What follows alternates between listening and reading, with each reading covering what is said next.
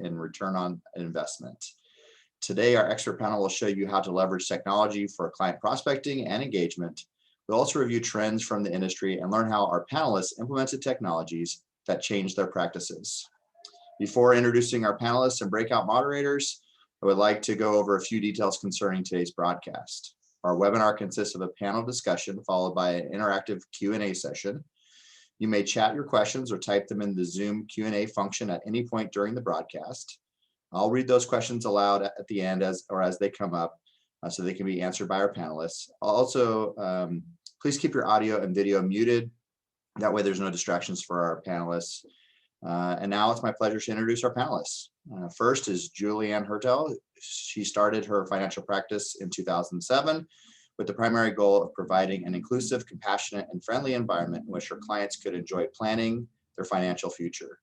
Before starting her practice, Julianne gained invaluable experience while working in higher education and counseling at area colleges. She also served for 2 years on the board of directors for the National Association of Insurance and Financial Advisors for Massachusetts, where she acted as its federal political involvement chair. Since 2015, she has also been a qualifying member of the $1 Million Roundtable, twice achieving Court of the Table qualification. In 2017, Julianne was recognized as Worcester Business Journal's 40 Under 40. Currently, she serves as the political involvement leader for the Boston General Office of New York Life. Julianne is proud to work with individuals and families who do great things in this world. She believes it's her job to make their lives a bit easier. So Julianne, thank you for participating today. And second is Brandon Heckert. Started his career in the financial industry at the age of 18 by interning with Mass Mutual Life Insurance Company and his father's practice, FSM Wealth, during the summers. After graduating college, he began working full-time at the Country Financial headquarters in Bloomington, Illinois, as a financial advice specialist. There, he advised representatives on advanced financial planning strategies in areas of investing, retirement planning, education funding, and insurance planning. After being there a few years, he decided to utilize the knowledge gained and work as an advisor with FSM Wealth. Brandon has a BS in finance from Illinois State University, holds the AAMS, Accredited Asset Management Specialist designation, and is currently pursuing the CFP designation. Now let's begin our discussion. So Julianne and Brandon, since you're both here today, thank you very much for your time. And I think it's probably, let's just get started. I think that's what the people are here for. So without any further ado, I'd love to know what tools you're using to make your business operations frictionless. I know in our discussions kind of behind the scenes and preparing this, Julianne, you in particular liked that term frictionless. And I want to see like what you're doing and how these tools have been beneficial to you.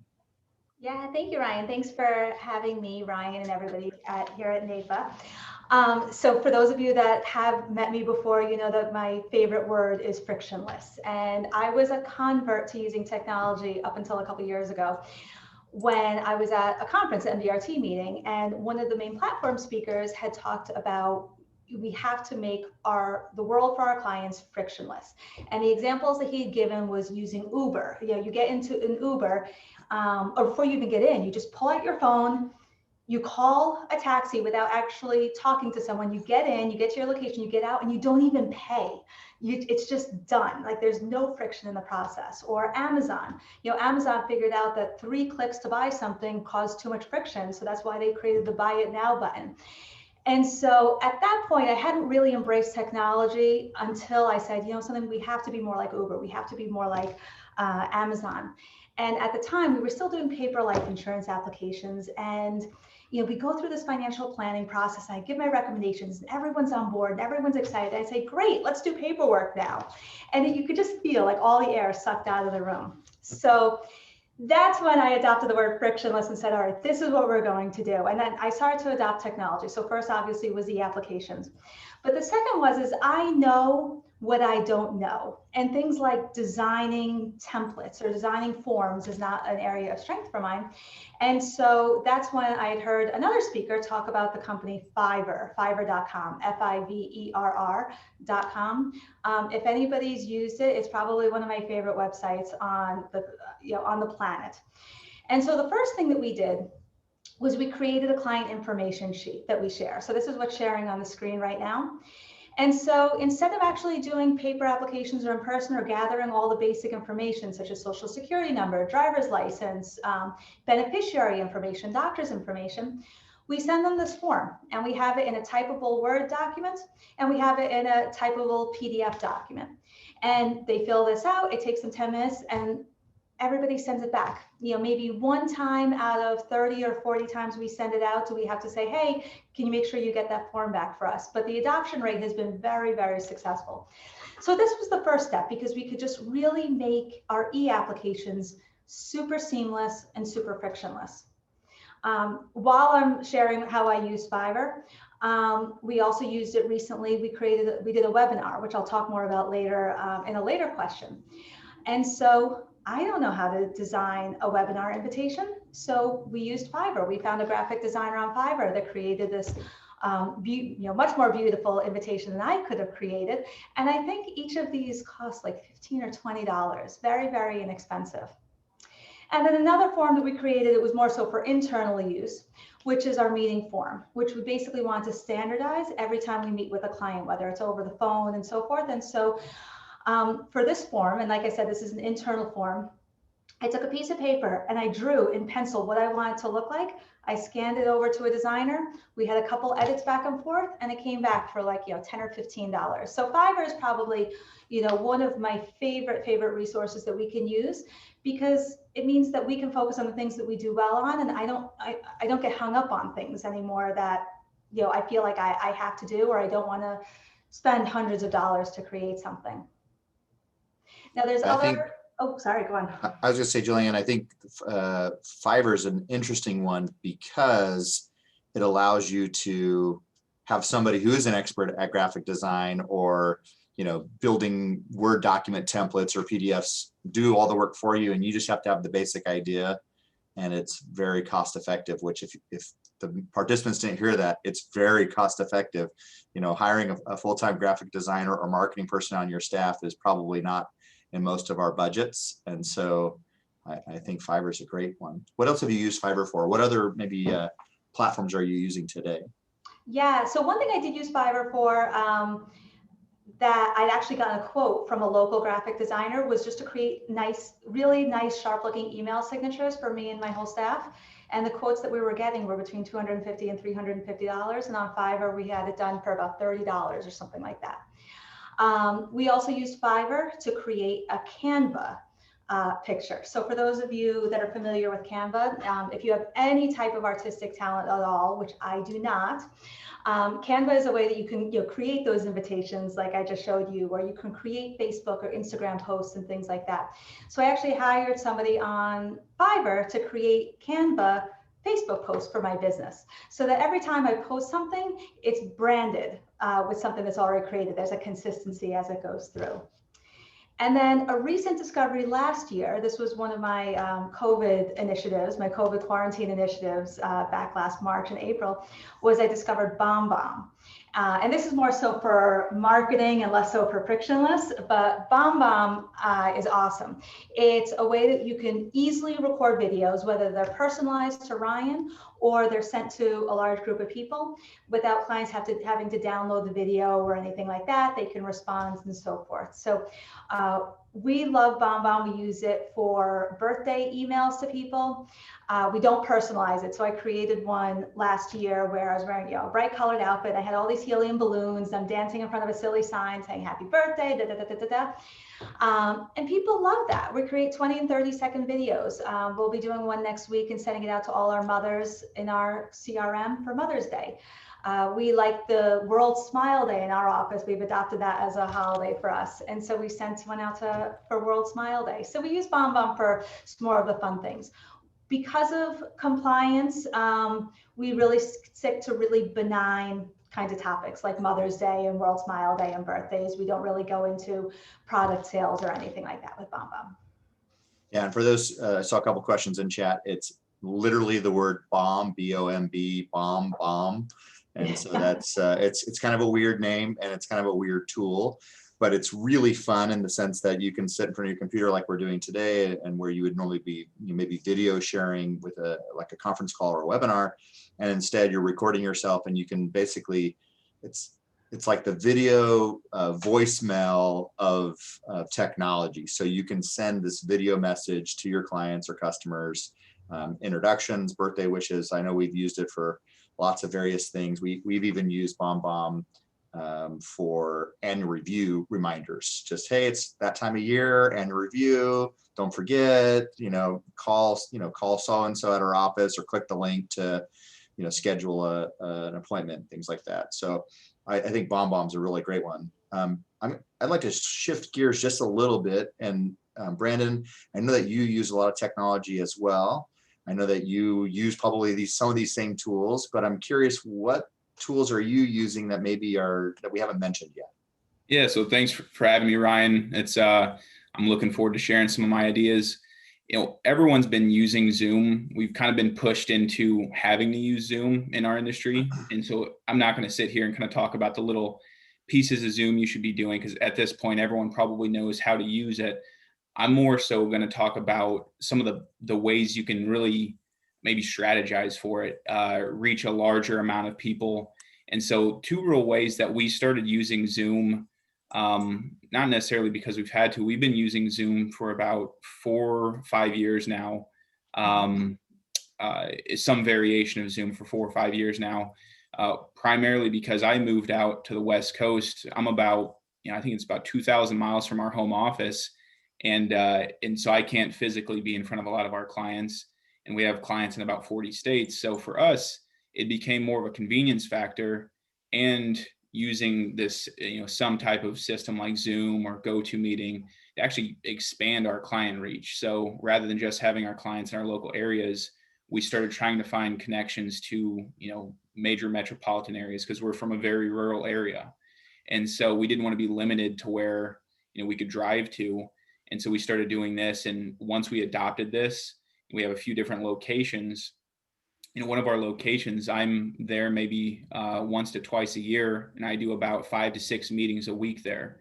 We have a physical staff person where we bring in the client, they're there with the staff person, the staff brings us up on the TV, we have a meeting like normal, and then I jump off and hop into my next meeting, whether it's one of our locations in our home office or one of our branch offices.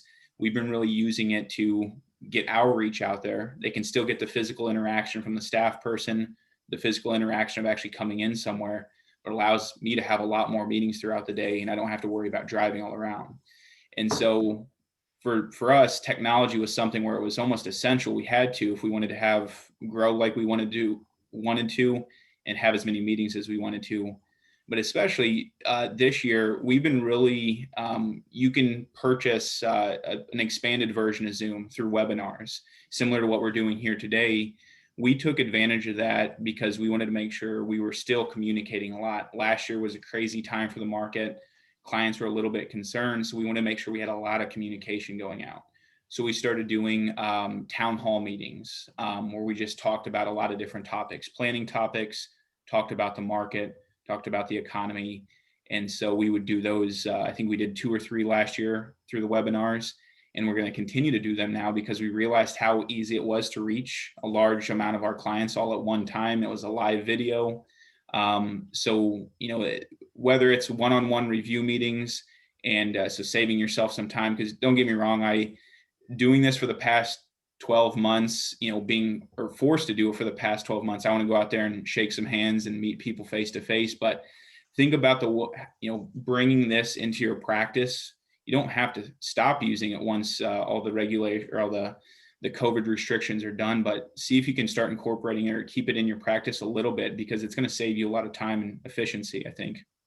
Yeah, I think that's some great advice about, keeping it as we move forward. And everyone keeps talking about getting back to normal. I'm not sure that there really is going to be the old normal. It's going to be the new normal, or just how the world has progressed. But both of you mentioned technologies, and I see a comment here in chat, technologies that for those that are registered reps or maybe captive or career agents, where they have, a more stringent compliance or regulatory oversight, curious how you both have kind of gotten around or dealt with those issues. And so maybe let's start with Julianne and talk about how you've been able to use bombbomb. I know kind of you mentioned keeping it innocuous and maybe not advisor specific. So let's start there maybe and kind of what challenges you've run into, and then come back to Brandon about how you're utilizing both social media and the webinar feature, and how you're kind of doing that marketing out to get the participants in a compliant manner. So we'll take those two. Yeah, so that's exactly what I just keep my bomb post and my Facebook post very, very benign. I don't talk about the market. I don't talk about products or anything like that. I keep it just about happy birthday, happy Mother's Day, and things along those lines. For our social media, we don't have to get non-product related posts approved or non-financial posts approved. So we don't have to get those like, happy Mother's Day on social media. So I kind of follow the same rule on bombbomb, as long as I don't talk about anything product or financial related. So it can't be in any way construed as advice more than just a celebration of whatever we're talking about. Yeah, and I think I see that a lot, having worked with advisors all over the country. I see a lot of broker dealers, RIAs, career agencies even take a stance of business versus non-business, and so for those maybe who aren't sure what your own rules are, please check with your compliance departments, of course, because they're the arbiter of truth for you. But for most, I think you'll find that something similar, that you can do non-industry, non-investment advice or insurance advice related posts without much hassle. So Brandon, yours is a little different. You're actually doing posts specific to finances, investment, insurance, and you're driving traffic through social media. So how are you dealing with the compliant aspect of that? Yeah, so we definitely once a week, one of the advisors in our office writes a weekly market commentary. And the way that we kind of expedited our process is, and I understand everyone's compliance departments is slightly different, but if we're able to submit our script, and so we do it a few different ways. If we submit our script, it's approved by compliance, we have the go ahead to put it on our social media platforms, which are linked to our compliance approved. There's a database that all of our social media for business are linked to. So we can post anything and it's essentially post approved. So after it's released, it's approved by compliance after the fact. If they have an issue with it, then we'll pull it back. But I can, the specific stuff on the market commentary or economic updates, we submit the script ahead of time to save ourselves some hassle on the back end, which then we post it. But we use bombbomb as well because we wanted to start doing our weekly economic updates as a video. It's just more interactive. I think a lot of people, rather than reading, some people like to just click on a quick video, 1.5 minute long video where we're talking about a synopsis of the market. And so we started doing that as well. A little bit more of a market hang up because approving a video takes a little bit longer. And we wanted to make sure that we're releasing this information in a timely manner. So if we were able to get the script approved, we were able to actually get the video pushed through a lot quicker. So it's all about getting the script through quickly. And if you get the script through, that usually cleans up the process to get the video out there. So, but with Zoom meetings, I mean, there's no compliance issue. If I'm doing a review meeting with a client, there's nothing special I have to do. We actually record some of our presentations so I can follow back with notes. So it's actually probably a better thing for our compliance because we're working on our notes a lot better. We have those, follow up. We can go back and listen to the Zoom meeting and see if there was something we missed. So never had any compliance issues with the Zoom meetings. And then the webinars, it's the same thing. If we have an outline, a script, and a tentative list of who's going to be attending, it's fairly easy, but we haven't really had any issues with it. I think you hit on probably two or three, both of you hit on a couple of things there, 2 or 3 that I think are really pertinent. One is you worked with your compliance departments, right? 2, yeah, it took a little effort, but once you get the process up and rolling, and I'm a big process guy, I think everyone probably on this call knows that if you know who I am. Like for me, process is everything. And so you're doing it weekly and you're sending it in advance and they know like, hey, we're expecting that script from you guys. And so I think the consistency there probably speeds it up in the fact that you're doing it consistently and you're also doing it in a very compliant manner it speeds up the approval process, obviously. And I think you hit on something really interesting there at the end, Brandon, which is in today's world, the social media, virtual, digital, recorded presentations, I think there's actually a better compliance perspective there than there had been with maybe the traditional yellow pad, or we talked about this in the meeting because did you really? We don't know, like it's your word against theirs. But if it's recorded and it can be seen, like there's no question about what was said. And I know in our organization, we've recorded telephone conversations, for example, with consent for probably 2 decades now. And so as you think about that, that's a big compliance issue. But as you work through it, I think ultimately gives you that advantage to be able to do things and expand your marketplace. So I hope everyone's paying attention to that and sees some advantages to doing that as well. The next question I really want to kind of talk about is, and maybe going into this a little further, is Brandon, you're using social media to prospect. I know you're doing it, driving them to your webinars, but I'm curious, like, how are you approaching social media from a prospecting perspective? And I'd love to hear what you have to do. Yeah, of course. I think social media, we don't use it in that aspect where we're hoping people reach out to us on social media to say, hey, can we set up a meeting to talk? We're trying to drive traffic to our content, which means coming back to our website or coming back and attending one of our webinars. Because realistically, that the chances of someone seeing your post and like, oh, I want to, sit down and have a meeting with that person is probably not very common. But the more we can get our name out there, it's, in our local community, and even, branching out to our different locations, I think it's bigger because it's kind of name recognition. We were talking about this earlier. The more I can get my name out there, people's life changes very quickly. Stuff happens in people's lives. So if they see constantly that I'm posting about Social Security filing strategies and, have you left your job? Here's some of the things you should know if you've left your job, and make sure you keep these things on your checklist. People, that doesn't happen right off the bat, but that sticks with people's brain. And so what we've done is, we've got a lot of traction. We'll post stuff through our FSM page. So it's compliant approved, our company page. I'll go out there then on my individual page, which I have a pretty large, a friend group. The other advisors also do. I'll have, I was just kind of joking about this. My uncle has a massive following, a friend group. So I'll text him and ask if he can share some of my most recent posts. And it's getting our name out there to more and more people. And it's surprising to see, we're just out, at a restaurant or a local, bar or something like that. Someone will bring up, hey, I saw you just posted about something where, 5-10 years ago, that's not really, you don't talk about that stuff, that never really popped up. So it's just really getting your name out there, and it stirs up conversation. We're not getting direct people calling us up immediately saying, hey, let's do business, but it's continuing that conversation and getting them to remember who you are and what you do. Yeah, top of mind is a big motivator when it comes time to make a decision when they have planning. I know, Julianne, you're also using a lot of social media kind of in your advertising or marketing efforts, but I think you use it in a slightly different way. So you want to share maybe what you're doing? Yeah, so I will admit the social media is an area that I have to improve on because, I used to say, well, you have to have a website. You don't exist in this world unless you have a website, but nowadays you don't exist unless you have a Facebook page.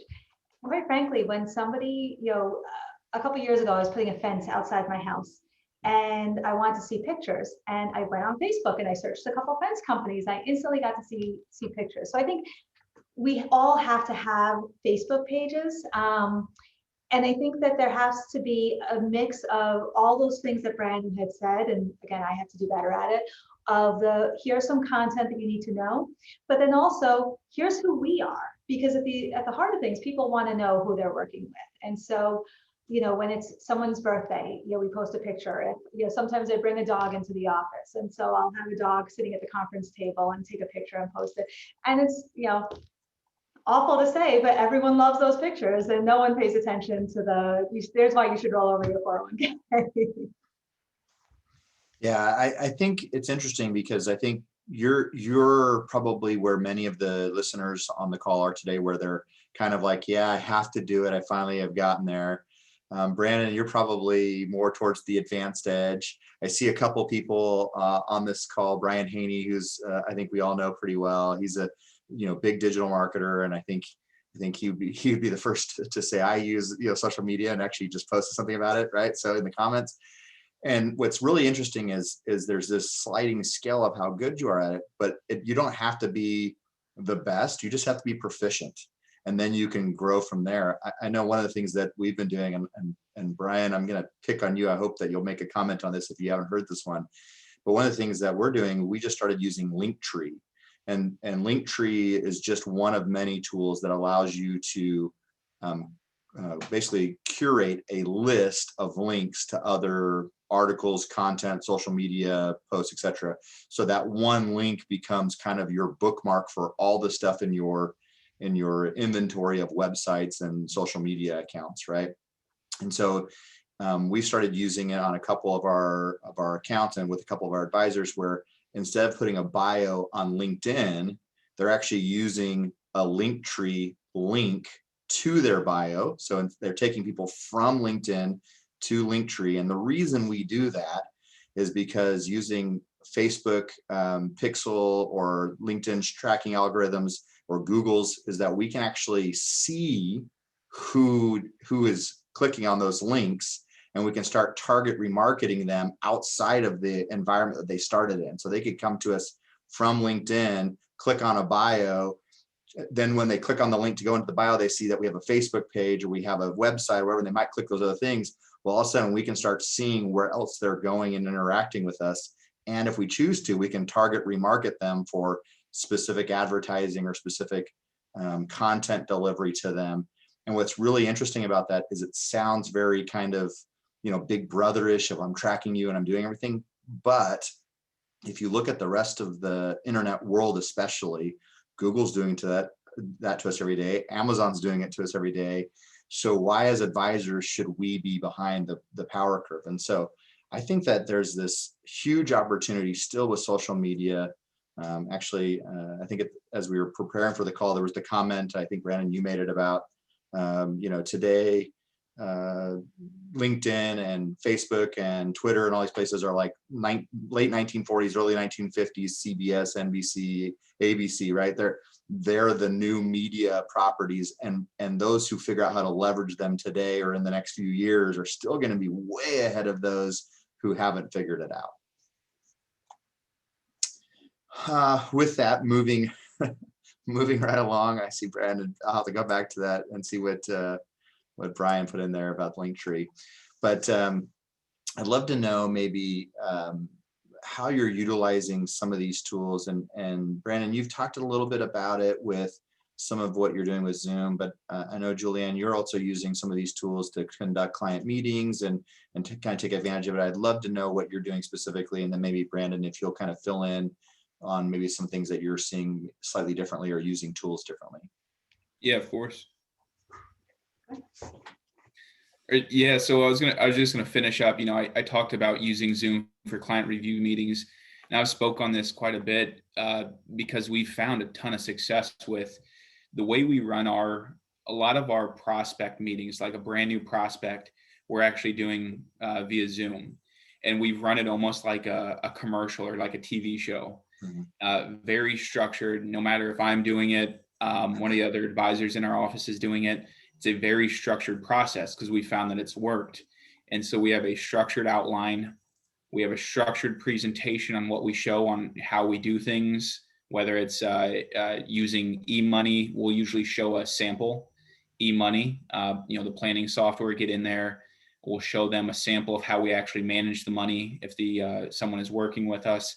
And so it's very rigid on our prospect meeting. And like I said, we've kind of fine-tuned it. Started one way, we've cleaned it up a little bit more, but using this technology, I mean, a lot of time goes into those prospect meetings, and whether you're driving. And so if you know that you don't have to put as much time into it, if it's structured, you already have the presentation structure there, it's via Zoom, it saves you a lot of time, and the success rate of it works because a lot more people are open to it now. And so, I think it's the mindset, continue to try to figure out how to keep technology in your practice, even as things start to open back up. Prospect meetings are huge because you don't have any relationship with the person yet. It's a good way to share a lot of content. They can share content with you as well. And we found it's worked extremely well. So I don't know if, Julian, if you have any things you want to hop in on that one. Yeah, so my iPad is probably my best friend. So both in work and outside of work. And so one thing that, one app that I use, whereas I still take client notes with pencil and paper, I use Notability quite a lot in Zoom meetings. And so one thing that I do is for those of you that know me, I'm a very visual person. I like to describe things. I like to yellow pad everything. I like to put everything on a whiteboard. And so I use the app Notability and I link it into my Zoom, which is pretty simple to do once you set it up the first time. And just as if you're sharing a screen, I share my iPad and I can actually draw out my concepts using my friendly Apple Pencil and then the Notability app on my iPad. And it's really replicates everything that people would be seeing in person as if I was drawing it on a real whiteboard, not just a whiteboard on my app. To go back to your question, Ryan, like some other pieces of technology that I use is on eMoney, specifically with the Vault. We don't have an approved software for clients to send us things that are secure. So we do have software so I can send things out to clients via email that are secured, but nothing to come back. And so I'm starting to encourage people to use the eMoney Vault to just upload the statements so that I can come right into me very securely. And then another favorite app of mine, and this one's a free one, Notability is also free, but Otter, OTTER, is a new one that I just discovered about 2 months ago. And it's a transcription app. And so after every meeting, I have one of my staff members transcribes the meeting and puts it into an eMoney report so that that's where we store our notes. When I hand him my note sheet, it really doesn't tell the whole story. It's really just bullet points and so forth. So I talk into my phone, into the Otter app, and send him the email. It automatically transcribes it, and then he can put the whole story together for the future. So I think some of the apps that are available, are just fantastic. And then I use some of the things that we all use, and most of them are the free versions, such as Slack for our intra-office communication. We use Trello. Also the free version. We do use Dropbox for business, even though we don't store anything highly secure on it. We do want it to be a little bit more secure. So we do pay for the Dropbox for business, but 90% of the apps that we use on our iPhone, our iPad, and they also have the desktop application, we're using the free version, and it's worked out really great for us. Yeah, and I think there's a couple of things that you mentioned there that are interesting about the free versions. I think sometimes we go looking for tools for free versions, and by all means, there's some great ones out there. But what I find really interesting is how often we overlook the tools we're already paying for. And for example I see there is, a lot of us use Microsoft Office 365 for emailing, right? And what most of us forget is that Office 365, especially if you're using like the Exchange version, you have OneDrive, and it's like 1 terabyte of storage included in your account. And that's, 1 terabyte is a huge amount of data. And so from that perspective, we've done things there, Teams meetings, other things, and those are all tools that you're already paying for as part of your subscription to O365. So I think that's interesting. And then for those who are maybe, Google converts versus Microsoft converts out there, and there's many of you, and Apple has similar platforms and products too, of course, is I really like what they used to call Note, and now it's called Keep Note, is a Google app. Same kind of thing. It will record the conversation. It actually has a voice recording as well as we'll do some transcription. And what's I really love about that one is I'll use that, and then you can bullet point out highlights or to-do items, and then you can share that list with everybody who was part, in your office, or maybe even party to the conversation. So those are a couple others that are pretty neat. I want to come back kind of full circle. We're not out of time, but we're coming up on the time where I would like to open it up for some more Q&A. And both of you mentioned, and obviously we use one as well, and there's a question in chat about a CRM. I don't want to turn it into a commercial, but I'd love to know just kind of anecdotally, what are you using for your CRM, Julianne? So I am affiliated with New York Life, and so I use their proprietary version of Salesforce. Salesforce. Okay. And then Brandon, what are you using?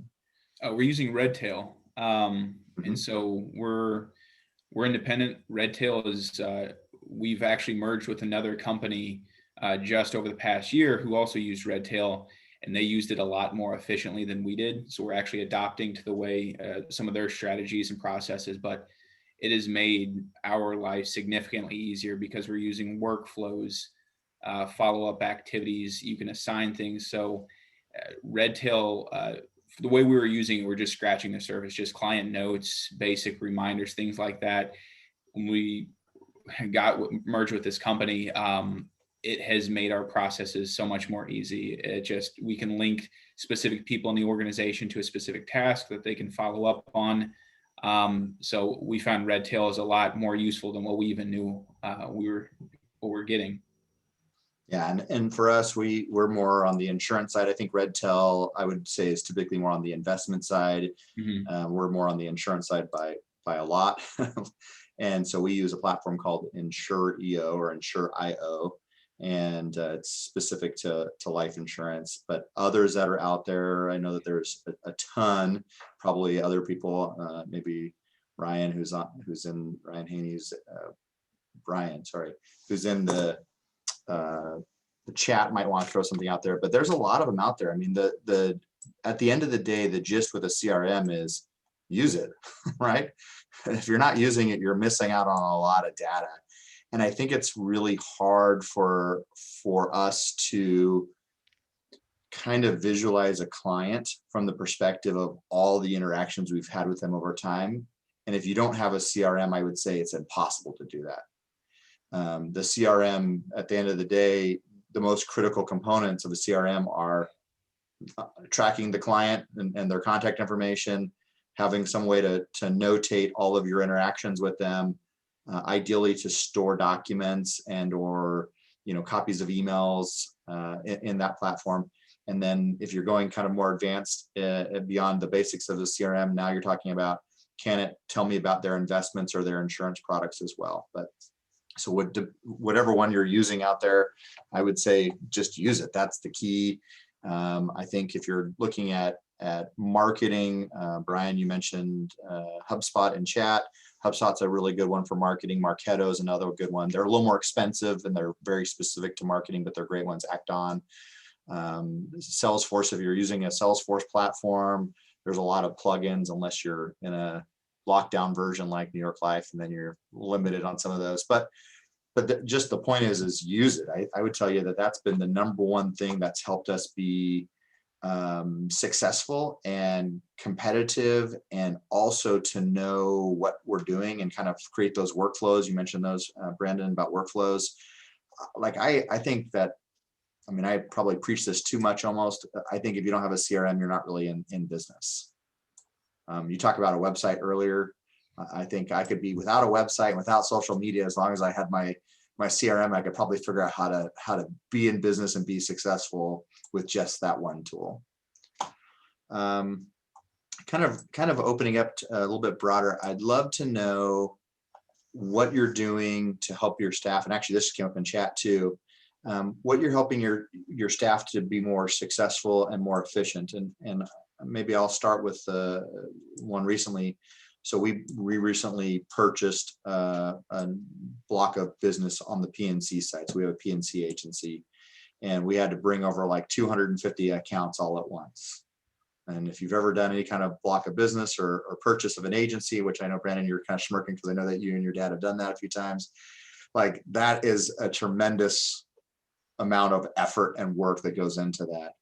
And so what are some of the things that you're doing or that maybe you've seen in your own organizations to help you guys get your staff on the same page, being effective, help them with training, learning new concepts? What tools are you using? Yeah, so Redtail, like I said, it's been very, just even for the past year, the way we've used Redtail has been night and day difference. And it is completely, whenever I go in, I create the note after I have the client meeting. And I can go through and I can assign a task. So, I go through, I have my meeting, work on new account paperwork, rollover funds, set follow-up meeting. I list all the tasks there. It's then passed to the next staff, the appropriate staff person, whether it's new business or scheduling or a specific client liaison that we have. It's passed to them, and then I don't have to, it's off my plate. And so having, for me, if I know I got a bunch of stuff I got to follow up on, in my notebook or in my system, it's stressful. You can't really focus. So having it move to the next person as quickly as possible. So it happens right after I enter my notes.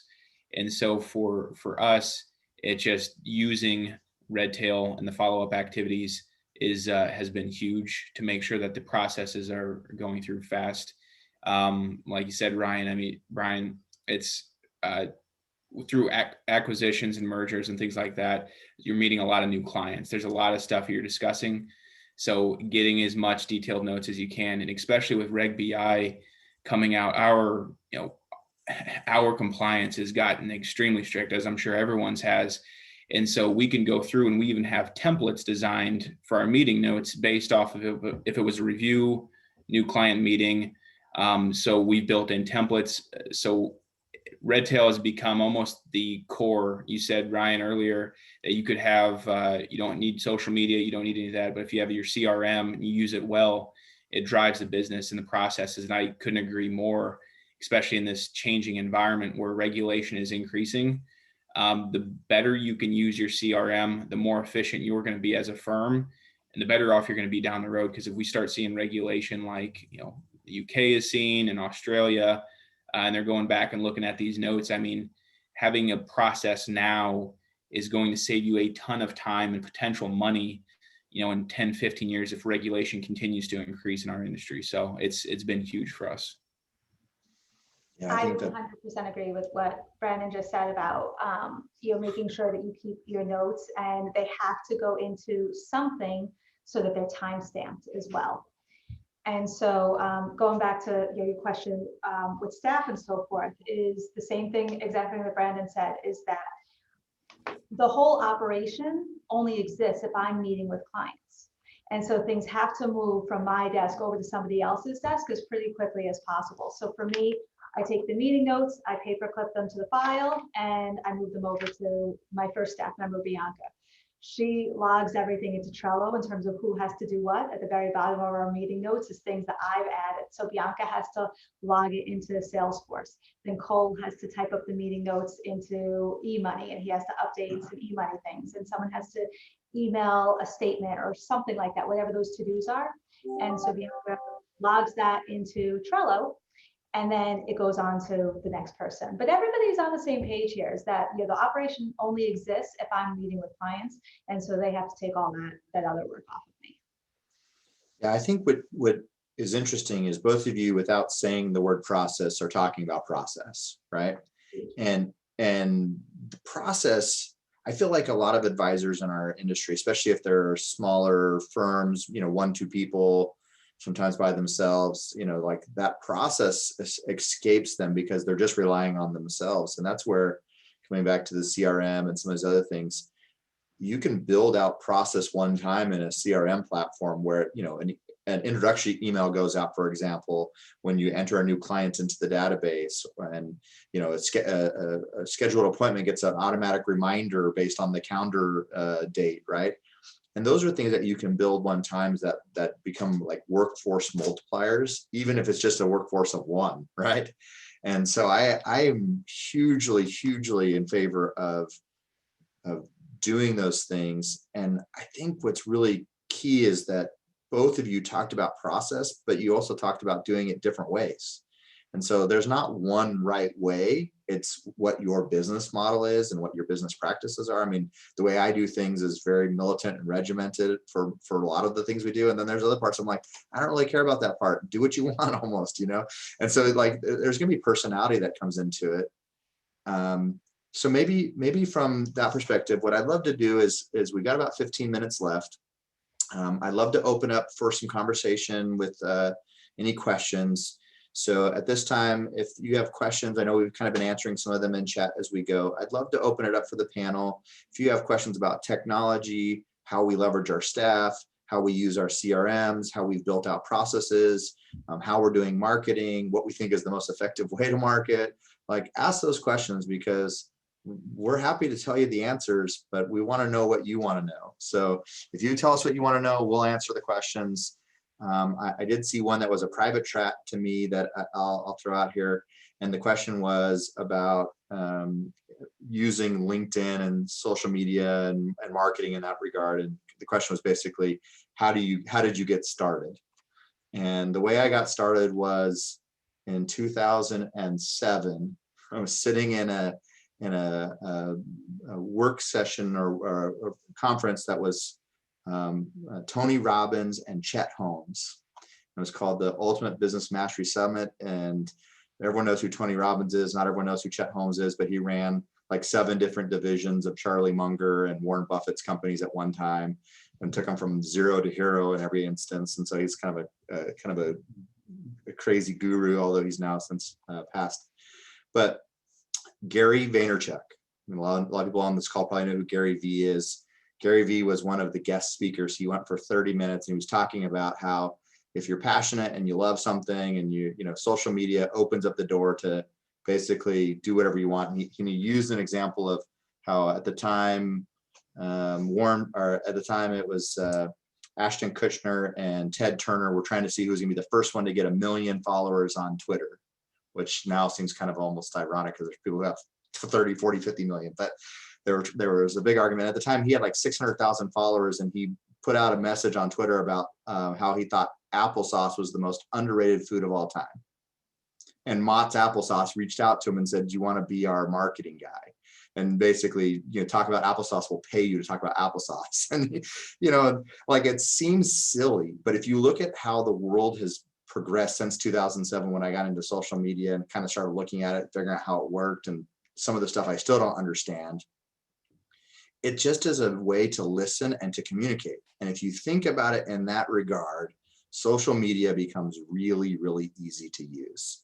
Don't think about what you have to say, compliance. Yeah, we get all those things. But if you're just listening to your customers and what they're talking about, it's really easy to naturally jump into conversations with them and you know, congratulate them on a kid going to college or a marriage, or console them over a divorce or a death, right? So those are the things that I really look at with social media. That's how I got started. And I love, you know, that aspect of it. So we have another question that came up. Says, do you use technology to stay in touch with your staff? And they mentioned Slack and Trello. Both of those I know, Julianne, you're using, and I'm sure Brandon as well. So feel free. Yeah, so Trello is, I mean, where we spend all day on. How we use Trello the best is, so it's great for us, you know, project management, no matter how big or small. So we use one main board, and there's Bianca's to-do list, Cole's to-do list, Julianne's to-do list, and then there might be a couple of other little things going on. And then we create cards that might be prep the penny case. And we can drag the cards. We can put checklists inside of it and things like that. We can comment under that, and we can drag it back and forth amongst each other's checklists. We can also create templates, going back to the process question that we talked about a few minutes ago. But Trello is just where we live all day long, all 3 of us in the office. Slack is awesome for just the instant messaging. It's the new version of AOL instant messaging. And so I actually have 3 Slack channels, I think is what they're called. And so one's for my intra-office, and one's for a committee I'm on, and then one's for my study group. And it's just a way that we can chat and we can track conversations, and we can even have a conversation specifically on accountability, for example, or a conversation specifically on e-money. But they're great, and it doesn't bog down email or text, or it doesn't get lost in text messages as much.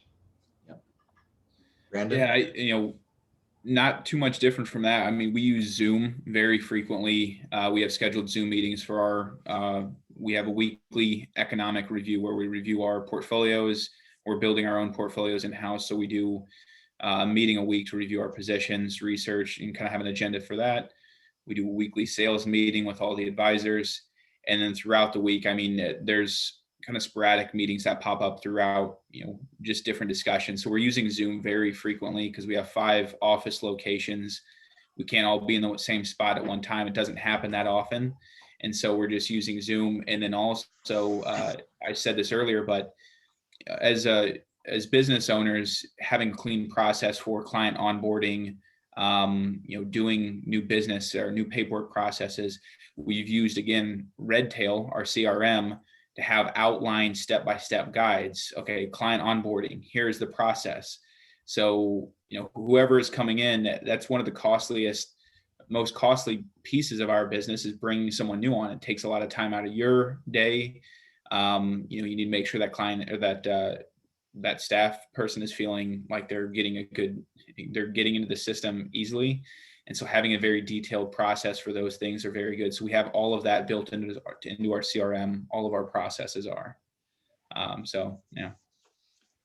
Thank you. Another question came up, and I think it's a good one just to kind of level set for some of the people on the call listening. It says, can you speak to where your business is focused? I.e., are your clients earning 100 to 250K with $1 million in investable assets? Are you primarily life, investments, P&C, or balance of each area? I think for all of us, it's different. I'll start as we have a property and casualty agency that probably does, I think today, about 8 or 9 million of P&C premium, which isn't huge. It's respectable. But we have a life agency that does online marketing, direct to consumer over the web, and has for 20 plus years. And in that organization, we might write 2,500 to 3,000 apps a month. So thousands of applications a month. You can do the math. Even if they're small, they still add up. And yes, we have some of our marketing efforts that are targeted to high net worth individuals. In fact, we actually get a handful of cases every single month online for people we've never met, that we didn't do the planning for, that some attorney or CPA did. And then when they got told you need a $5 million life insurance policy or survivor policy, and they asked, where do we get it? Go online and search Google. We have some properties that they can find that talk about that stuff specifically. And so we're writing on occasion, 5 and 6-figure premium cases every month. So I think it's a little bit different. We're diverse, obviously, as an organization. I've got about 75 employees. Brandon? Yeah, so we are primarily, most of our revenues generated from investments under management. We're about 50% 401k, 50% individual wealth. Have a small amount of life insurance. That's my father, when he started the business, we were at 100% life insurance. And then probably about 10 years ago, shifted to now we're probably at about 90% revenue from wealth under management through 401ks and personal wealth. And our target market, our home office is from the Midwest. Most of our clients are from the Midwest. So our target market is usually kind of blue, gray collar, worked really hard, not super high income earners, but very good savers. And so our average account size for personal wealth is about 250 to 300,000. We've created a very smooth system to where we don't take on a ton of clients, but we have the ability to, because we have a good staff and we have a good clean process, to where we can replicate a lot of our systems. And so, yeah, about 250 to 300,000 is kind of our target market. I've heard my father say this before, but we're not going out trying to advertise a lot to the Walmart clients. We're not trying to advertise a lot to the Nordstrom clients. We're kind of looking for those target clients. That's the people that really fit into our wheelhouse. But that's a little bit of a funny way to put it. I can hear your dad's voice saying that in my head. I'm sure, Julianne, you're laughing. You might be able to as well. Julianne, what's your practice consist of? Yes, it's actually very similar to Brandon's, except I don't do anything in the 401k world. So I work directly with individuals and families. And so I work, who I call everyday folks, the folks that live next door to you. What that works out to be, if I could pick the criteria for every client, it's the affluent, the mass affluent, people with a net worth between 250,000 and 3 million would really be my absolute sweet spot. However, philosophically, being first generation American and growing up in a very working class household, I find it very important for me to be available if you need help. Period. That's end of story. That's very, very important to me. One of my areas of growth in my office is to bring on more advisors, because at some point my dance card will be full and I still want to be able to help people who want help. Yeah, I think it's interesting. All three of us talked about kind of that, I'm going to call it mom and pop middle America, just for a good term, I think. And what's interesting is that there are 300 million, give or take, of those people in the United States. And there's probably, I don't know, you said the Walmart, maybe it's 250 million of those and 50 million of the Walmarts. And there's 30 million and left that are maybe the super high net worth, or what most people would call their target market. But I always have found that I'd much rather compete in a marketplace that was lots and lots of fish and few fishing lines versus try to go compete against every single fisher for the exact same fish. So I think that the way that we've been able to manage that, and I know from the three of you, or from the other two on the panel, that what you've talked about, the three of us, I think we all approach it the same way, which is process allows us to do that economically, where it makes sense. The return on investment makes sense. That you leveraging technology has helped us get there. So I think probably that's maybe one of those other secrets as we end the call. We are out of time, unfortunately. I think the rest of us would probably love to keep talking and asking questions, because we all do things similar but different, and that's where we learn. Hopefully everyone enjoyed this conversation and participating today. Thank you to our panelists, Brandon and Julianne. Thank you very much. Thanks for having me. Thank you for the attendees as well for participating. And don't forget that our next event will be how to be the mayor of your financial town on May 19th at 2 p.m. To 3 p.m. Eastern time. And that's going to be with RJ Kelly and Stephen Kagawa. If you don't know those two names, you should. Both of them are great leaders in our industry. Both have really compelling stories and really compelling business practices and models. So hopefully you can join that on May 19th. Thank you very much, everyone, for your time today. And thank you for letting us participate and share with you. Thank you. Have a great week, everyone. Bye, thank you.